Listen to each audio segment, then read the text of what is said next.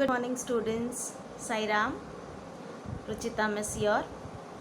Welcome to your online teaching session for 9th standard. So let's start. Now you can see on your screen the cover page of your geography textbook. Yes. So in this we have both geography as well as economics. So let's have a look at the content in the book. How many lessons you have? So in geography you have total 12 lessons, out of which lesson number 1 to 7 are geography lessons, and from lesson number 8 to 12 are economics.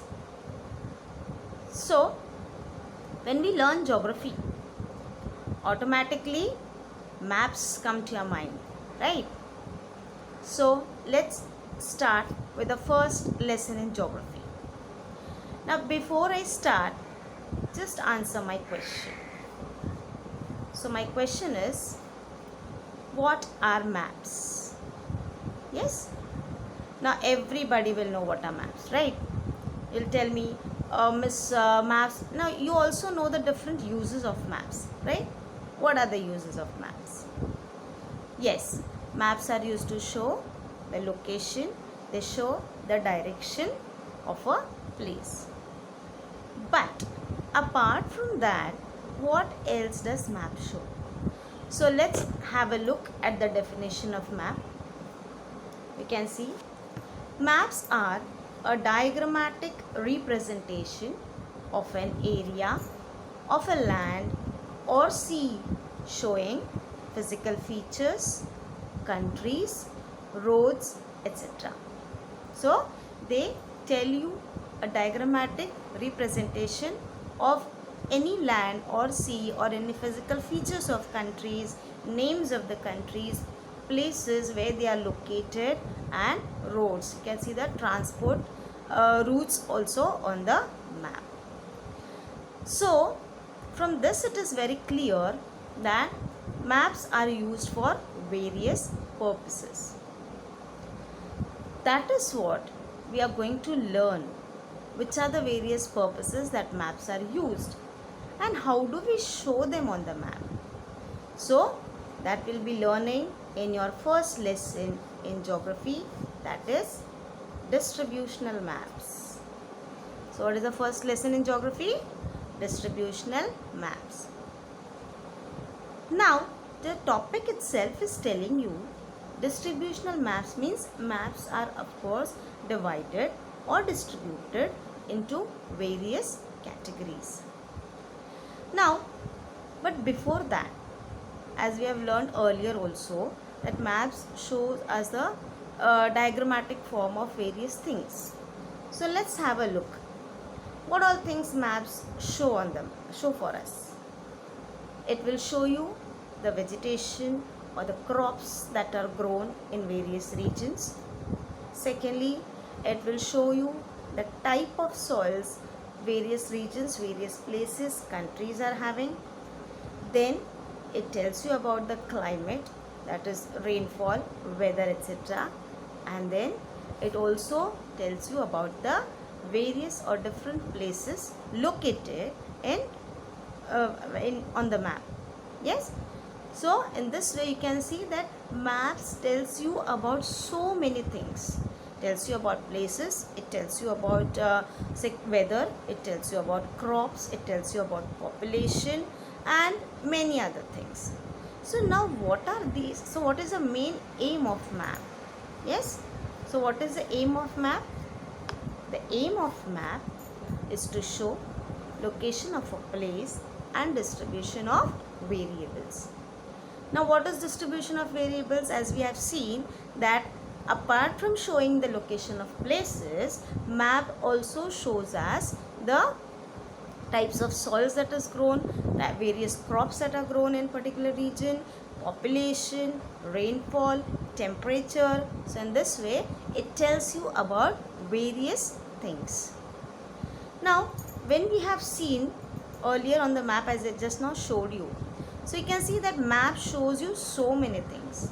It tells you population, it tells you rainfall, it tells you about vegetation and also about the transport. So what are these? They are known as the themes on which the maps are based. So the maps which are based on various themes, what are they called as? These types of maps are called as thematic maps. Now, so what are thematic maps? Thematic maps are the maps that are prepared with various themes. They are called as thematic maps. Yes? So, as I told you earlier also, maps are distributed into various categories. And what are this distributional map? That we will see first. Now, distributional maps, what do they show you? Now it is very clear to you all. Earlier also I told you that it shows the distribution of temperature, rainfall, population, etc. Apart from showing the population, temperature, now when we talk of distributional maps, what is required in order to draw this types of maps? Yes, a statistical data of variables is required in order to draw this distributional maps. Then how is it useful for us? So it is useful for us in order to explain the distribution of variables of various regions. So you can see distributional maps shows the distribution of temperature, rainfall, population, etc. Secondly, a statistical data of variables is required. And thirdly, it is useful to explain the distribution of variables of various regions. Now, as we are talking about these distributions, we also need to know that in this there are various methods of drawing the distributional maps. So let us see which are the various methods. These distributional maps can be drawn in three different methods, that is dot method, choropleth method and isopleth method. So which are the three methods? Dot method, choropleth method and isopleth method. So today we will be dealing with the first two methods. Yes, how to draw these types of maps. So let's first start with dot method map. Now first you can see on the screen also I have shown you pictures. The first is dot method map, and wherein you can see maybe the picture is not clear, but I'll just tell you, you have the same picture in your textbook as well. In that you can see that dots are used. Then in the second picture, in choropleth method, you can see various colors. That means you can see shades of different colors are used.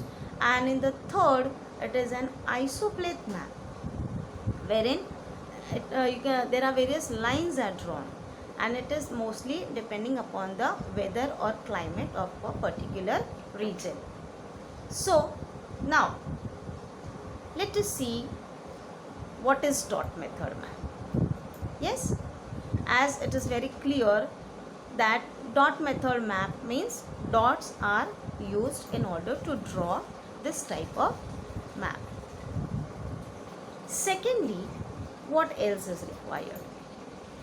The lowest and the highest value of the variables is considered. Yes, so as I told you, the dot method maps wherein dots are used, and according to the information that is collected, somewhere maybe the suppose if you take an example of population, somewhere maybe the population is high, somewhere it is low. So accordingly the lowest and the highest value of the variables is considered. Then when you draw a dot method map, you need to be very careful with the size of the dot that is used while drawing. Secondly, density of the variable and the scale of the map. Yes, density of the variable, you will see again the amount of population in particular area, or you can say the cattle rearing areas.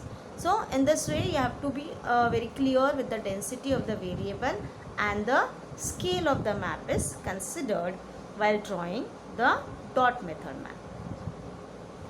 Apart from this, now from where is the data gathered in order to draw a dot method map?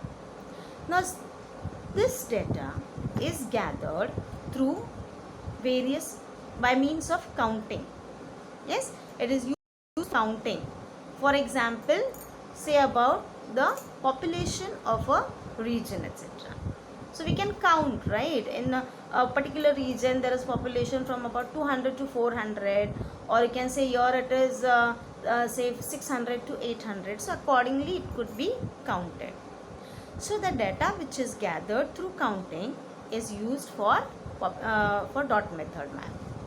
Then secondly, you will see that number of dots to be given for a particular variable or a value of a variable in each of the sub-administrative unit needs to be considered.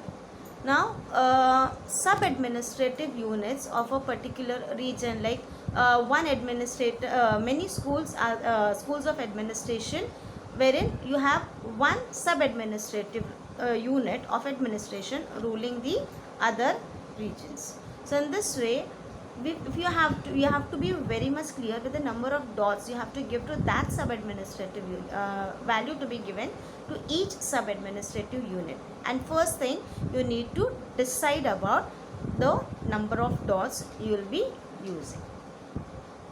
Yes. Then, so you have seen the data which is gathered through counting is used. Then secondly, number of dots to be given for the value of variable in each sub-administrative unit you need to decide first. Then when we are drawing this dot method map, now you have all got to know how to draw dot method map, what information is required, or how you are going to plot the map, number of dots that are used, the size of the dot. But before, when we start drawing, we also need to take some precautions. Now what precautions you will be taking while drawing the dot method? First thing, the size of the dot. The size of the dot should be uniform.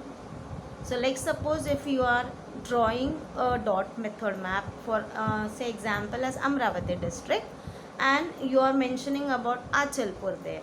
So in that you can see that there are in that area what is the population and what size of dot you are going to use in that particular area, and that should be, that uniformity of the dots should be clearly it should be maintained. Yes. Secondly, the second precaution you need to take, the distribution of physiography of a region should be considered. So accordingly you also need to keep a track of the physiography of that particular region. What is physiography? You can say about the physical features, okay, about that particular region, that particular country need to be considered while drawing the map. Yes. And what is the third precaution is, now suppose if you are showing a population of rural area. So when you show a population of rural area by dots, you use dots, okay, because when you show differentiate between the population in rural area and urban area. So in that way, how will you differentiate? So for showing the population of rural areas, you will use dots, and for showing the population of urban areas, you will show circles. Yes. So circles are used to show the population of urban areas. So these are the precautions you need to take while drawing a dot method map. Yes. I think the dot method map is almost clear in your mind. Yes. Now just have a look here. This is a map, and you can see the picture of the map, wherein you can see there are dots of various size. This same map you have in your textbook as well. If you have your textbook with you, well and good, because we have some questions to be answered. Otherwise you can just have a look at the map and you can see the size of the dots, and here in the index also you can see the dots that are used according to the population of that particular region. This is the Amravati district distribution of population map. So in that you can see the biggest dot with having a population of 5 lakhs. Yes. Then next you have the little bit with 3 lakhs population. Then you have the population with 1 lakh and the smallest dot with the population of 50,000. So in this way the dots can be used in order to draw the population map with the help of dots. Now by now I think you must have had a clear look with the population with this map. I would like to ask you few questions based on this map. Yes, I'll just again have a glance of say 2-3 minutes on the map and just see where and which population is there, like Amravati, then you have Achalpur, then you have Anjangaon and all, Surji. So what is the population over there? Just have a look at it.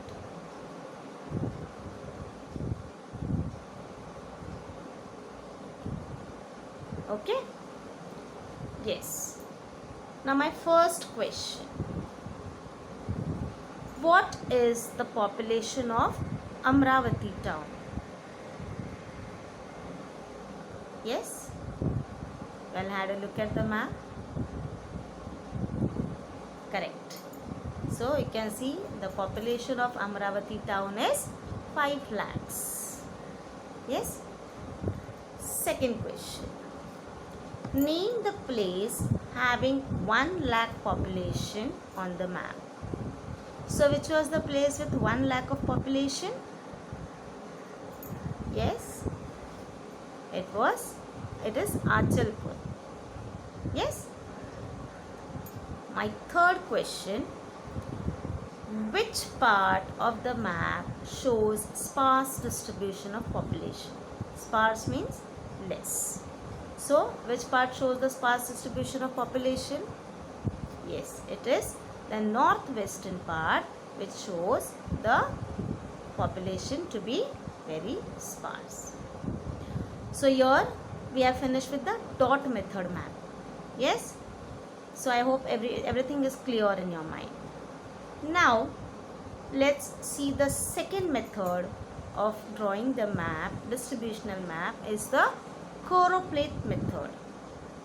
Now, when we come to choropleth method,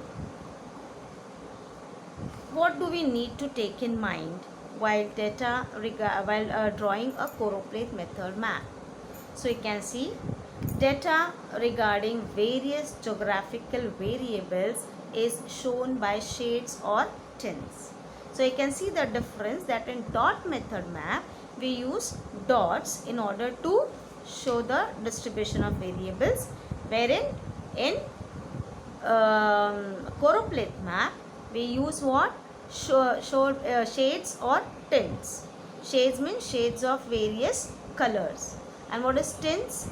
Tints are the squares or the blocks.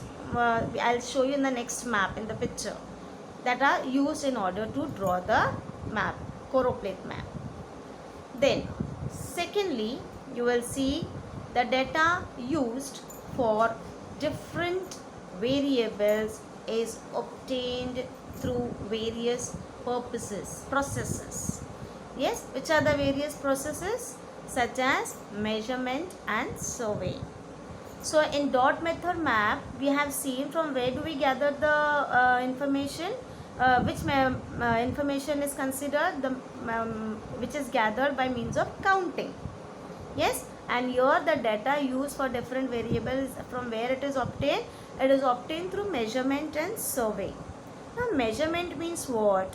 Yes, so you must you can see as I told you first, key maps with shades of different colors. So you can see in the first figure showing the shades of colors, wherein somewhere you can find the color is darker and somewhere it is becoming lighter. Then second figure you can see the map with tints. What are tints? Tints are the squares or the blocks. Even that you can see that they are somewhere they are darker and somewhere they are becoming lighter. Yes, depending upon the variables. Yes, you can use the shades.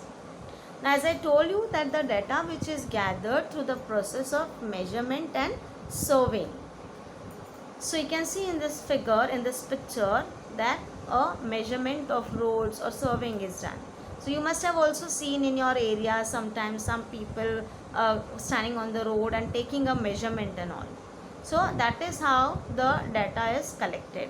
Surveying also, you see people collecting the information from various areas and doing surveys. Yes, and that information which is collected is used to draw the choropleth map. Yes. Now further we'll see, as I told you first only ki various shades or tints are used and data which is considered which is collected by means of measurement. Now only one value is given to one sub-administrative in a region. So in choropleth method, one value is given to one sub-administrative region. Like you will have one particular region having a population from say having, yes, you can say having a population from say around 300 to 400. So that is one sub-administrative unit. Then secondly, the smallest and the largest value of the data is considered. Yes, the smallest and the largest value of the given data of the variable is taken into consideration. Now even in dot method we have seen that the smallest and the largest value of the variable is considered. Now next, after that you will see 5 to 7 classes are made. Now I'll show you again the picture of map, wherein you can see the areas are divided into classes, 5 to 7 classes. So you can see 5 to 7 classes of the area of the maps in the maps are made.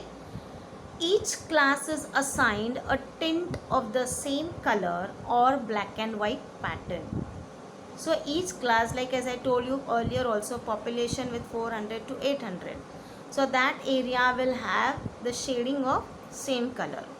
Yes, and then or maybe they have a black and white pattern tints or boxes.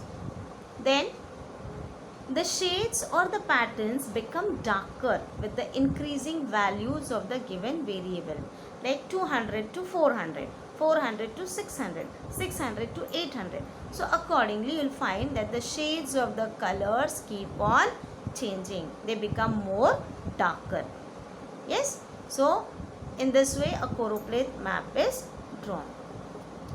You can just have a look here on the map, as I told you just now also. Okay, one more map with squares or tints you had seen. So here you can see the shades of the colors. Here you can see down in the index box wherein the class intervals are made. The 5 to 7 classes are made according to the population density in that area, and the shades are used.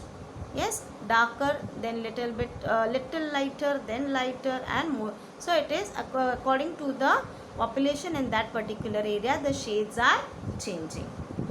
Yes, so this is what we have learned today about choropleth map also. I hope you'll have understood. Now you can see this map on your screen. Just have a look at the map. Again we have some questions to be answered. So just have a look at the map. I'll give you 2 minutes.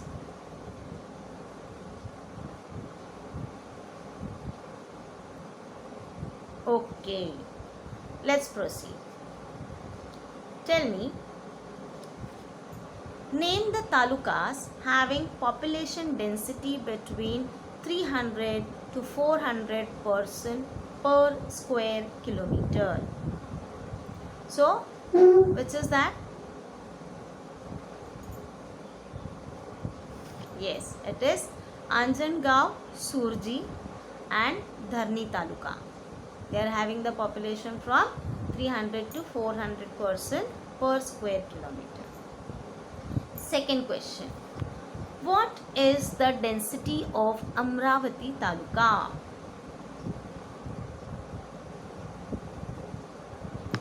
Yes, it is more than 400 person per square kilometer. Yes. Then third question.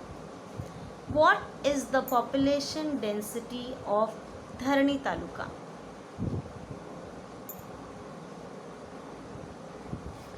It is 201 to 300 per square kilometer is the population density of Dharni Taluka.